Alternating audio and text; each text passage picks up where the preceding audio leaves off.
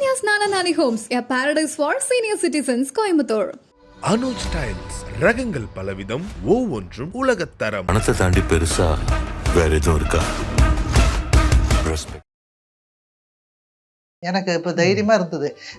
இவர் எனக்கு மயக்கமா இருக்குடி, நீ பிடிச்சிக்கோ அப்படின்னு இவர் சொல்லுவார். இல்லை, யூஸ்வலாக நீங்கள் பார்த்தீங்கன்னா சினிமாவில் கூட முதல்ல சண்டை போடுவாங்க, அப்புறம் தான் காதல் வரும். அந்த ரியலாவும் அப்படிதான் அவங்க ரெண்டு பேரும் இருக்கலாம். வந்து முகுந்த் லவ் மேரேஜா என்ன சொல்றீங்க அங்கிள், அவர் எங்களோடலாம் பேசவே மாட்டாரு அப்படின்னு சொல்லி அந்த கேர்ள்ஸ். இந்து அண்ட் முகுந்த் இவங்களை வந்து ரெப்ளிகா காமிச்ச மாதிரி இருந்ததா உங்களுக்கு பார்க்கும்போது எப்படி தோணுச்சு? எனக்கு சாய் பல்லவி தான் இந்து மாதிரி தோணுது. நான் இருக்க ஆர்மி தான் என் லைஃப்னு அந்த ஒரே இடத்துல மட்டும்தான் எனக்கு சிவகார்த்திகேயன் முகுந்த மாதிரியே. முகுந்த் அவர்களுக்கு பிரீத்திங் ப்ராப்ளம் இருந்ததா? குழந்தையா இருக்குச்சு, தள்ள தண்ணி விட்டுனா மூச்சு என்னடா தண்ணி கொட்டினா அழகும் எப்படி போச்சுன்னு. விருதெல்லாம் வருதுன்னா தனக்கு வேணும் அப்படின்னு தான் எடுத்துப்பாங்க. முகுந்த் அவர்கள் அவங்களுக்கு கீழே இருக்கக்கூடிய சோல்ஜர்ஸ்க்கு அந்த 2 சேனா விருதும் போகட்டும் அப்படின்னு சொல்லியிருக்காரு. நீங்களே ஷேர் பண்ணியிருக்கீங்க. சார், அவங்க 2 சோல்ஜர்ஸ் இல்லைன்னா நம்மளால அந்த சுற்றிருக்க முடியாது, அவங்களுக்கு ரெக்கமெண்ட் பண்ணுங்க சார் அப்படின்னு சொன்னான். ரெக்கமெண்ட் பண்ணான். புல்லட் ப்ரூஃப் எல்லாம் கொடுத்துருப்பாங்கல்லப்பா ஒரு ட்ரெஸ், அதை மீறி என்ன நடந்தது அங்க? அந்த புல்லட் ப்ரூஃப்லாம் ஃபுல்லாக இருக்காது, சைடில் ஓப்பனிங் இருக்கும், அது வழியாக நான் அப்படியே எனக்கு வந்து டே முகுந்தன்னு சொல்லிட்டு நான் பெயிண்டட். இவன் தான் வந்து எங்கள் அம்மாவை முகுந்த் ஏற்கனவே சொல்லியிருக்கான் எங்கள்கிட்ட அழக்கூடாதுன்னு. ஸ்வேதா நித்யாட்டையும் சொல்லியிருக்கான், எனக்கு எது வந்தாலும் நீங்கள் அழாதீங்க. யார் எத்தனை பேர் வந்தாலும் என் புள்ள வந்துருவான் அப்படின்றது தான் நம்மளோட நம்பிக்கையா இருக்கும். இல்ல, அது ரொம்ப நேச்சுரல். அது எப்படியாவது ஒரு ஒரு மேஜிக் நடந்துராதா, வந்துட மாட்டாரா அப்படின்னு தான் இருக்கும்.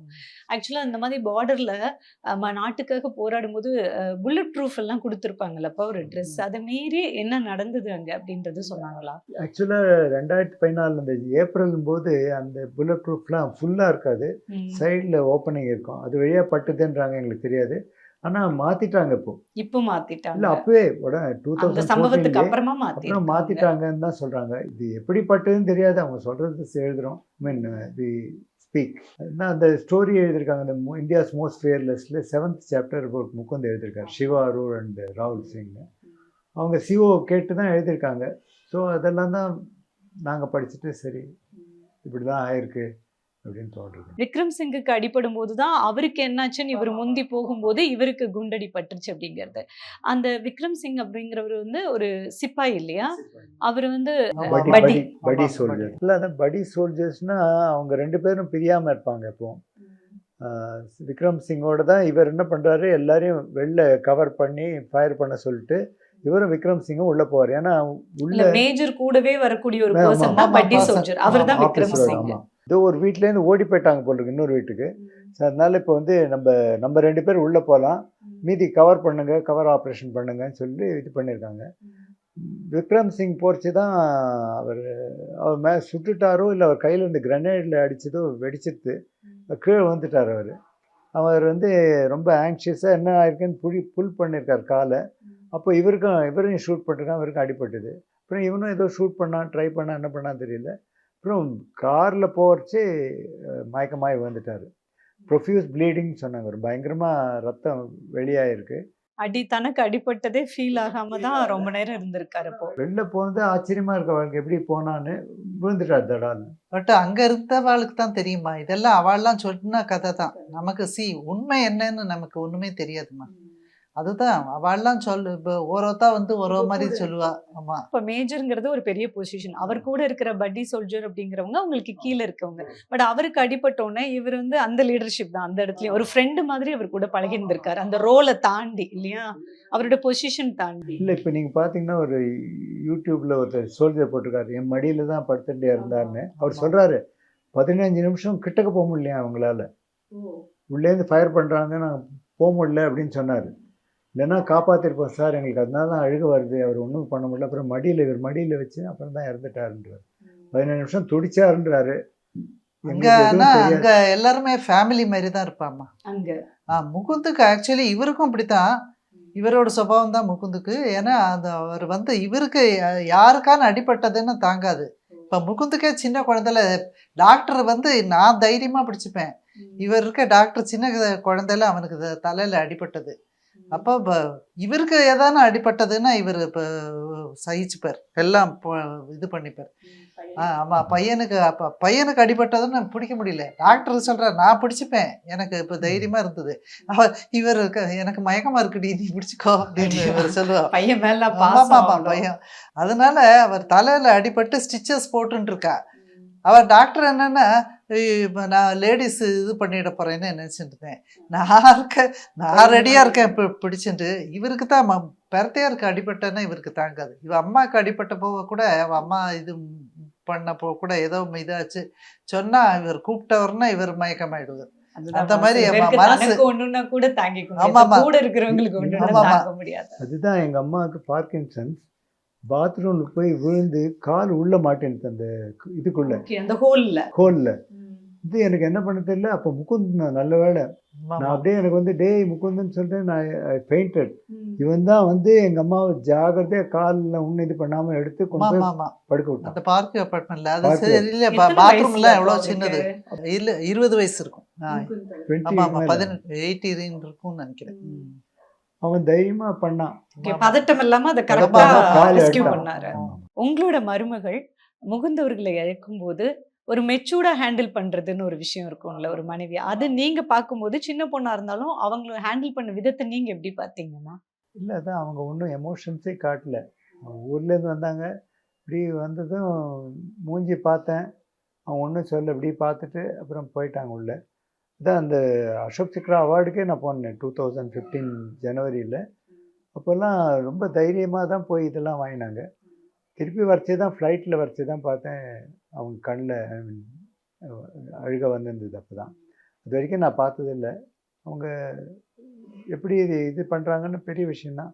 ஒரு ஆம்பளையாக இருந்து என்ன பிகம் எமோஷ்னல் சில சமயத்துலாம். பட் அவங்களும் சரி, கீதாவும் சரி, ரொம்ப எல்லாரும் நான் இருக்க முகுந்த் ஏற்கனவே சொல்லியிருக்கான் எங்கள்கிட்ட அழக்கூடாதுன்னு. ஸ்வேதா நித்யாட்டையும் சொல்லியிருக்கான், எனக்கு எது வந்தாலும் நீங்க அழாதீங்கன்னு சொல்லியிருக்கான். எங்களோட ஃபீலிங்கு நாங்கள் அன்னைக்கெல்லாம் அழவே இல்லை. இந்த சினிமாவில் காட்டுற மாதிரி அது இருக்க வேடிக்கையாக தான் இருந்தது எனக்கு. சினிமால கட்டுற மாதிரி ஆமா ஆமா அழுகல் இல்லை. அதை பார்க்கறச்ச எனக்கு கொஞ்சம் இதாக தான் இருந்தது. எல்லாரும் அழுதுன்னு போனாங்கன்னு எல்லாம் சொன்னாங்க. பட் நாங்கள் இருக்க அவ்வளோ இது. பட் நாங்கள்லாம் அழவே இல்லை.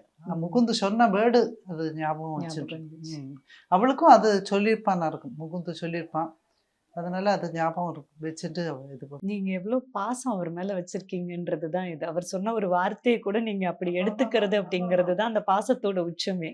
ஆமா, அதே மாதிரி இந்துவும் ஃபாலோ பண்ணான். அவன் சொல்றது எல்லாமே ஃபாலோ பண்ணான். அப்புறம் ஆலப்புழா தான் பெஸ்ட் பீரியடு. நாங்கள் இருந்ததெல்லாம் ரொம்ப நல்லா என்ஜாய் பண்ணது வந்து கேரளாவில் ஆலப்புழா. அவள் தான் பெஸ்ட்டு. ஸ்கூலிங் ஆனாலும் சரி, இங்கே என்ன படிக்க சொல்லுவா. இங்கே பாரத் சீனியர் செகண்டரி ஸ்கூலில் தான் படித்தான் முகுந்து. திருவான்மியூரில் இருக்கச்சே அதுதான் பக்கம், ஈராஸ் தியேட்டர் பக்கத்தில் இருக்கும். அப்போ தியேட்டர் இருந்தது, அப்போ இது பக்கத்தில் அந்த ஸ்கூலில் தான் படித்தான். ஸோ அங்கே 5th வரைக்கும் படிச்சுட்டு அப்புறம் இருக்க ஆலப்புழா போனான். அங்கே போன ஸ்கூலில் சேர்ந்ததுன்னு சொல்கிறான், பா ஜெயிலேருந்து வந்துட்டேன்ப்பா, enjoying the school. STV central ஸ்கூல்ல அவ்வளோ. அவர் வந்து இந்த பிரின்சிபால் ஒருத்தர் இருந்தார், அவர் ரொம்ப ஸ்ட்ரிக்ட்டு. சொன்னா ஸ்ட்ரிக்ட்டு. ஷூஸ் எல்லாம் அங்கே தான் மிலிட்ரி ரூலே கற்றுட்டேன்ப்பா. ஒன்று அங்கே ஒன்று அம்மா அப்படின்னு. இல்ல ஸ்ட்ரிக்டெல்லாம் இல்லம்மா, நான் இருக்கேன் இப்போ. அவன் விளையாடிண்டே இருப்பான். சரி, சிலதெல்லாம் நம்ம கொஞ்சம் இருந்தா தானே. இவர் இருக்க ரொம்ப இழகின மனசு. ஆமா, அதனால நம்ம ஒருத்தா இருந்து தானே ஆனோம். நம்ம பேரண்ட்ஸா இருக்கச்சே ஒருத்தா இருந்து தான் ஆனோம். ஸோ நான் தான் திட்டி வர சொல்லுவேன். அவன் ஒரே இதுக்கு தான் பயப்படுவான், சிலதுக்கெல்லாம் அது இது பண்ண மாட்டான். அவங்க 2 பேரும் முகுந்த் அண்ட் இந்து 2 பேருமே ட்ரிவாண்ட்ரம்ல ஸ்கூல் படிக்கும்போது ஒண்ணா படிச்சாங்க. ஆமா ஆமா, சென்ட் தாமஸ் ஸ்கூல்ல. ஆமா, தெரியாதானா? பட் அவங்களுக்கு தெரியாது. சோ அவங்க 2 பேருக்கு ஸ்கூல் படிக்கும்போதே தெரியும்ன்றது ஆனா தெரியாது அவங்களுக்கே. இல்ல அது தெரியாது. இங்க வந்தப்பறம் தான் எங்க படிச்சோம் என்ன அதுன்னு தெரிஞ்ச போது தான் ஆஹா அவள் அப்போல்லாம் பார்க்கல அப்படின்னு தோணியிருக்கோம். ஓகே, டெஸ்டினி வந்து அப்பவே ஆனா முடிவு பண்ணியிருக்குல்ல. அதுதான்மா, அவன் பிறந்து போனதே இதுக்கோசம் தான் வந்துட்டு போன மாதிரி தான் ஃபீல். அதான் அவங்களுக்குள்ள சண்டை. இந்த பாண்டிச்சேரி போனதும் அவ ரொம்ப திமிருடா அவளுக்கு, அவன் நினச்சிப்பா இவன் பெரிய ஆளுன்னு நினச்சிட்டு இருக்கான்னு. ஓகே. அதுக்கப்புறம் எப்படி பேசாங்களோ, அப்புறம் திருவாண்டம் எல்லாம் பற்றி பேசின அப்புறம் ஒரு அன்பு வந்துருக்கலாம். ஆமா ஓகே. இல்லை யூஸ்வலாக நீங்கள் பார்த்தீங்கன்னா சினிமாவில் கூட முதல்ல சண்டை போடுவாங்க, அப்புறம் தான் காதல் வரும். காதல் வரும். ஸோ ரியலாவும் அப்படிதான் அவங்க ரெண்டு பேரும். இருக்கலாம். ஜெயேந்திர சரஸ்வதி விஸ்வ மகாவித்யாலயா காலேஜில் ஆமா இந்த கேர்ள்ஸ் எல்லாம் வந்தாங்க. ஆமா வந்து முகுந்த் லவ் மேரேஜா, என்ன சொல்றீங்க அங்கிள், அவர் எங்களோடலாம் பேசவே மாட்டாரு அப்படின்னு சொல்லி அந்த கேர்ள்ஸ் அவள்லாம் சொன்னா முகுந்த் இருக்க அப்படி ஒரே ஒரு தடவை அவன் இருக்க ஹெல்ப் பண்றதுதான் தெரியும். சரி, அவன் ஸ்ட்ரிக்டா இருந்தா கூட கொஞ்சம் மனசுல இது ஈரம் இருக்குன்னு யாரோ ஒரு பொண்ணுக்கு ஹெல்ப் பண்ணானா அடிபட்டு அப்பதான். ஆமா ஆமா தூக்கின்னு போய் ஹாஸ்பிட்டல்ல விட்டு. எப்போ எந்த டைம்ல? காலேஜ் காலேஜ் படிக்கும் காலேஜ்ல. ஓகே. இல்லனா பேசவே மாட்டாரு கேர்ள்ஸ் கிட்ட எல்லாம். ரொம்ப கேர்ள்ஸ் எல்லாம் பேச எல்லாம் மாட்டான். அவன் ரொம்ப இதாத்தான் இருப்பான். பட் லவ் பண்றதே எங்களுக்கு எல்லாரும் சொன்னாங்க. பட் இது நிஜமா அப்படியெல்லாம் நம்ப முடியல அவளெல்லாம். சோ டைரக்டா இப்ப திருமணத்துலதான் எல்லா பெரியவங்க எல்லாம் சந்திச்சுக்கிட்டீங்க. அப்ப பேச திருமண நாங்க பேச்சு போய் திருவாண்டம் போய் பேசினோம் அப்பாவோட, கல்யாணம்லாம் பண்ணலாம் எங்க வச்சுக்கலான்னு. நான் தான் சொன்னேன் ரிஜிஸ்டர் மேரேஜ் போருமே அப்படின்னு. இல்லை இல்லை நாங்கள் வந்து இது பண்ணோம், பிஷப் வந்து பண்ணுவார் கல்யாணம் அப்படின்னாரு. இப்போ முகுந்த் சொன்னாப்பா நம்ம இதுலேயும் பண்ணலாமே. அப்போ ஆரிய சமாஜ் கூட்டு இந்து முறையிலையும் கல்யாணம் பண்ணிட்டோம். ஸோ 3 கல்யாணம் நடந்தது அவங்களுக்கு. ரெஜிஸ்டர் ஆஃபீஸ்ல, கிறிஸ்டியன் வே, ஹிந்து வே. ஹேடோஸ் கிளப்ல தான் பண்ணோம், நுங்கம்பாக்கம். கல்யாணத்துக்கு முன்னாடி இந்து அவர்களுடைய வீட்டுல கொஞ்சம் திருமணத்துக்கு சம்மதிக்கிறதுக்கு வந்து கொஞ்சம் டிலே பண்ணாங்க அப்படின்னு கேள்விப்பட்டோம். ஆனா கல்யாணத்துக்கு அப்புறமா உங்களுக்குள்ள உள்ள பாண்டிங்லாம் எப்படி இருந்ததுப்பா? நல்லா இருக்கு. அவரும் கூப்பிடுவார், என்ன ராஜுன்னு தான் கூப்பிடுவார், வர்கீஸும். நான் ஜி குட்டின்னு தான் கூப்பிடுவேன், அவர் பேர் ஜி குட்டின்னு பேர். ஸோ நார்மலாக அவர் சின்ன brother, elder brother, not eldest. அவர் சிஎம்சியில் இருக்கார். அவர் இங்கே சென்னைக்கு வச்சு எங்கள் வீட்டுக்கு வருவார், நல்லா பேசுவார்.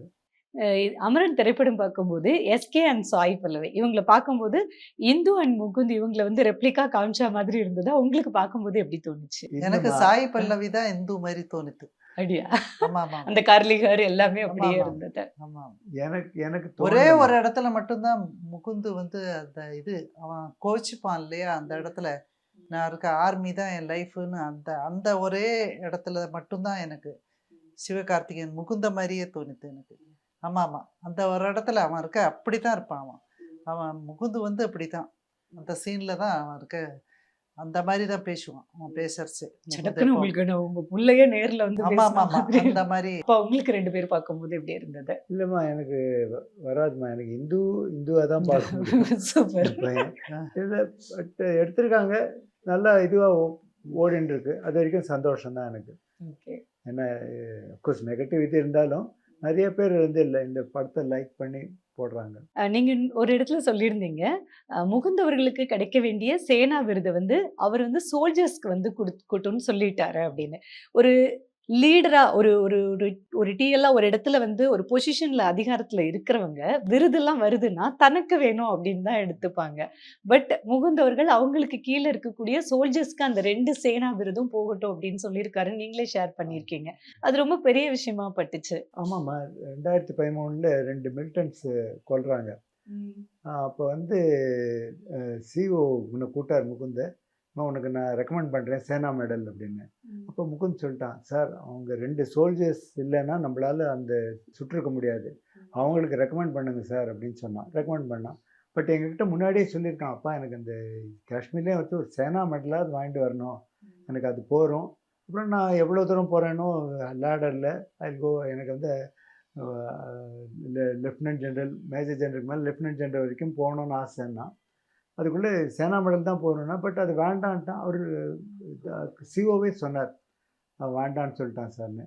அப்புறம் மார்டர் ஆனவுடனே எனக்கு ஃபோன் பண்ணி சொன்னார், சார் நாங்கள் வந்து பிரேவரி அவார்டு ரெக்கமெண்ட் பண்ணியிருக்கோம்னார். ஆனால் என்ன அவார்டுன்னு சொல்ல. அது கடைசியாக தான் எங்களுக்கு தெரியும். 14th ஆகஸ்ட் தான் டிவியிலலாம் வந்தது அசோக் சக்கர விருது அப்படிங்கிறது. அது ரொம்ப பெரிய ஒரு பெருமைக்குரிய விஷயம் இல்லையா? இவர் வந்து அவருடைய விருது கூட வேண்டாம் அப்படின்னு சொல்லி அந்த இடத்துல இவங்க தான் உழைச்சாங்க, அவங்களுக்கு போகணும் அப்படின்னு சொல்லி. மொத்தம் எத்தனை வருடங்கள் அவர் வந்து ராணுவத்துல இருந்தாருங்க? 2005லேருந்து 2014 9 இயர்ஸ் ஆக்சுவலாக. அதுக்கப்புறம் permanent commission he should get கிடைக்கும். திருப்பி 22 ராஜ்புத்துக்கு போகிறதா இருந்தது. அதுக்குள்ளே திஸ் ஹேப்பன். முகுந்த் அவர்களுக்கு பிரீத்திங் ப்ராப்ளம் இருந்ததா? அலர்ஜி எல்லாமே இருந்ததா? அது எத்தனை வயசு வரை இருந்தது? அது இப்போ பார்டரில் போய் ஒர்க் பண்ணணும் அப்படிங்கும்போது இந்த ரெண்டுமே வந்து டிஃபிகல்ட்டான விஷயம், பாடி ஏற்றுக்கணும் அப்படிங்கிறது. அது அவர் எப்படி சரி பண்ணாருங்கப்பா? இல்லைம்மா, ஆக்சுவலாக 10 வயசும்போது நாங்கள் ஆலப்பி போனோம். அது வரைக்கும் அந்த ஆஸ்மா இருக்கும், தூங்கவே மாட்டோம், ஐஸ் சேர்லேயே கொண்டு போகிறோம் ராத்திரி ஃபுல்லாக. ரொம்ப கஷ்டமாக இருக்கும் குழந்தை தூங்கலேன்னு. பட் அங்கே போனோன்னு ஹோமியோபதி ட்ரீட்மெண்ட் கொடுத்தாங்க. ஒரு 3 மந்த்ஸில் இந்த ஆஸ்மா போயிடுது. பட் ஆனால் என்னென்னா அதர்வே இந்த ரேஷஸ்லாம் வரும் உடம்புல. ஆஸ்மாவுக்கு பதிலாக ரேஷஸ்லாம் வரும். ஆனால் ரொம்ப கஷ்டப்படுவோம். இந்த ட்ரெஸ் எல்லாம் வேர்த்துன்னா ரேஷஸ் வரும், ரொம்ப அரிக்கும் அப்படின்னு. அந்த மாதிரி தான் கஷ்டப்பட்டுருக்கான். இது ஆஸ்மாலாம் போயிடுது. பட் ஆர்மி அங்கே காஷ்மீர் போயிட்டு என்ன ப்ராப்ளம்னு சொன்னதே கிடையாது. இதெல்லாமே அவர் ஒரு ஸ்டேஜில் ஸ்விம்மிங் அதெல்லாம் போயிட்டு அவரோட பாடி கண்டிஷனையே அவர் வந்து ஸ்டாமினாவே சேஞ்ச் பண்ணிக்கிட்டாரு. அதுதாம்மா, அவன் குழந்தையா இருக்குச்சு, அவன் தண்ணி விட்டுனா மூச்சு வாங்கும், பேச முடியாது, அழுவான். அவன் ஆலப்பி போனோன்னு பேக் வாட்டர்ஸில் ஸ்விம் பண்ண ஆரம்பித்தான். கத்தண்டி பிகம் வெரி கிரேட் ஸ்விம்மர். என்னால் நம்பிக்கையே முடியல. இந்துவே சொல்லுவா, பீச்செல்லாம் போவான்ப்பா அவன், ரொம்ப தூரம் போவான், எனக்கு பயமாக இருக்கும் அப்படின்னு. என்னடா தண்ணி கொட்டினா அழகிற குழந்தை எப்படி போச்சுன்னு. இந்த அளவுக்கு மாறி இருக்காரு அப்படி. அதே போல் டேபிள் டென்னிஸ் நான் தான் சொல்லிக் கொடுத்தேன். ஒரே மாதம்தான். அதுக்கப்புறம் என்னால் அவனை டிஃபீட்டே பண்ண முடியல. ஜூனியர் சப் ஜூனியர் டீமில் ரெப்ரசன்ட் பண்ண ஆலப்பியிலேருந்து இதுக்கு போயிருக்கா, ரெப்ரசன்ட் பண்ணி ஆடி ஸ்டேட் லெவல்லாம் ஆடி. எது இருந்தாலும் அவனுக்கு ஒரு ஸ்ட்ராங் ஒரு ஃபீலிங் உண்டு, அது அச்சீவ் பண்ணோன்னு அது பண்ணிடுவான். சபரிமலை கோயிலுக்கெல்லாம் நீங்கள் 2 பேரும் போயிருக்கீங்க, அப்பாவும் மகனும். எனக்கு வந்து ரொம்ப ஆச்சரியமாக இருக்கும். சபரிமலை அப்போல்லாம் வந்து இந்த கான்க்ரீட் ஸ்டெப்ஸ்லாம் கிடையாது, மண்ணு தான். மழை பெஞ்சுன்னா ஒரே சேராக இருக்கும். அப்போ என்ன சொன்னால், மலை ஏறிச்சு, அப்போ நீ போ, நான் பின்னாடி வரேன்னுவான். எனக்கு தெரியல என்னத்துக்குடா சொல்கிறான்னு. அப்புறம் கீழே வரைச்சி, அப்போ நான் முன்னாடி போகிறேன், பின்னாடி வாங்குவான். என்னன்னா, கீழே வரைச்சி நான் சரிக்கிட்டேன்னா அவனை பிடிச்சிக்கணும், ஷோல்டர் எனக்கு முன்னாடி வருவான். மேலே போடுச்சு எனக்கு சரின்னா அவன் பின்னாடி பிடிச்சிப்பான். இப்படி தான் அந்த குழந்தை நினச்சிருக்கேன். என்னால் என்னடா அது இப்படிலாம் இருக்கானே அப்படின்னு. இதை விட 2 வாட்டி நான் அவனை ஸ்கூட்டரில் மோட்டர் சைக்கிள் ஆக்ஷன் போய் விழுந்திருக்கேம்மா. ட்ரிவாண்டத்தில் இருந்த லைட்டு கொஞ்சம் இது சரிக்கு விழுந்திருக்கேன். அவன் போஸ்ட்டு நான் தான் எங்கள் அப்பா கேட்பேன், என்னையா வண்டி ஓட்டுறேன்னு கேட்டிருப்பேன். அவன் என்ன சொன்னான், அப்பா உனக்கு அடிபட்டுதான். அதுதான் கேட்டான். எனக்கு ரொம்ப ஆச்சரியம். அடிபட்டுதாப்பா அப்படின்னுவான். நானா வண்டி தான் பார்ப்பேன். என் பொண்ணே சொல்லுவாள், கீழே வண்டி வந்தால் வண்டி தான் பார்ப்பா, வண்டிக்கு அடிபட்டுதான். அந்த மாதிரி அவனுக்கு அதுதான் எல்லாருக்கிட்டையும் ஒரு அன்புலாம் உண்டுமா. நீங்களே 2 பேரை முகுந்தவர்கள் மறைவுக்கு அப்புறம் ஆர்மிக்காக 2 பேரை தயார்படுத்தி அனுப்பி வச்சிருக்கீங்க அப்படிங்கிறது, அதை பற்றி சொல்லுங்கப்பா. இல்லை, அதான் அவங்க கோயம்புத்தூரில் பார்த்துருக்காங்களே, லெஃப்டினன்ட் ஈசனோட இதில் அவங்க ட்ரைனிங் எடுத்திருந்தாங்க. அப்போது அவங்க வரேன்னு சொன்ன உடனே ஒருத்தர் வந்து எங்களை அங்கே கார்லலாம் அழைச்சின்னு போய் எல்லா இடத்துக்கும் அழைச்சின்னு போயிருக்காரு. நாங்கள் போகிறச்சே லெஃப்டினன்ட் ஈசன் இன்வைட் பண்ணிச்சு. அவர் சரி, அவர் நம்ம ராகுல் சித்தார்த்னு பேர். ஸோ அப்போ என்ன பண்ணோம், இங்கே பெருங்கலத்தூர் வந்து பஸ்ஸில் இறங்கினாங்க. நான் போய் காரில் போய் அழைச்சின்னு வந்துட்டு வீட்டில் வச்சுருந்தேன். அவன் சொன்னான், சார் எங்கள் சீனியர்ஸ்லாம் சொல்லுவாங்க அப்புறம் போகலான்னாங்க. இப்போ ஆல்மோஸ்ட் 4 மணி ஆச்சு. நான் சொன்னேன், இப்போ 4 மணிக்கு மேலாம் போனால் ப்ராப்ளம் வந்துருப்பா, நீ வா அப்படின்னேன். சரின்னு சொல்லிட்டு வந்தேன். அவங்க சீனியர்ஸ் அப்புறம் இவங்களை கான்டாக்டே பண்ணல. நான் ஆஷின் போச்சு. எனக்கு லெஃப்டினன்ட் கர்னல் அர்ஜுன் சர்மான்னு, ரொம்ப அவருக்கு வந்து முகுந்தை பற்றி தெரியும், அதனால் ரொம்ப என்னை ரெஸ்பெக்ட் பண்ணுவார். நான் போனதும் வந்து என்ன சார் பண்ணேன், இல்லை இந்த 2 பேர் லேட்டாக வந்தேன், சாரி சார். இல்லை அதெல்லாம் ஒன்றும் ப்ராப்ளம் இல்லை, அவங்கள வந்து குவார்ட்டர்ஸில் போய் விட்டுருங்க, நான் நாளைக்கு அவங்கள வந்து இன்டர்வியூலாம் பண்ணிக்கிறேன், இன்றைக்கி வேண்டாம் சார், நீங்கள் எல்லாம் ஒன்றும் ஒரி பண்ணிக்காதீங்க, விட்டுட்டு போயிடுங்கன்னாரு. ஸோ அந்த மாதிரி அவங்களுக்கு ரொம்ப சந்தோஷம். சரி எதாவது பண்ணிவிடுவாங்க, பனிஷ் பண்ணுவாங்களான்னு. அவர் மாதிரி admitted, let them go to their quarters. முகுந்தனால ரொம்ப பெருமை தான். எல்லோரும் இராணுவத்தில் தான் கூப்பிட்றதுலாம் நடக்காத காரியம். என்னால் நம்ப முடியல. ஸோ எங்களுக்கு நேரம் கொடுத்து நிறைய விஷயங்களை நீங்கள் ரொம்ப வெளிப்படையாக அழகாக ஷேர் பண்ணிட்டீங்க. Thank you so much. ரொம்ப சந்தோஷம். Ananya's Nananani Homes, a paradise for senior citizens, Coimbatore. Anuj tiles, ரகங்கள் பலவிதம், ஒவ்வொன்றும் உலகத்தரம். பணத்தை தாண்டி பெருசா வேற எதுவும் இருக்கா? ரெஸ்பெக்ட்.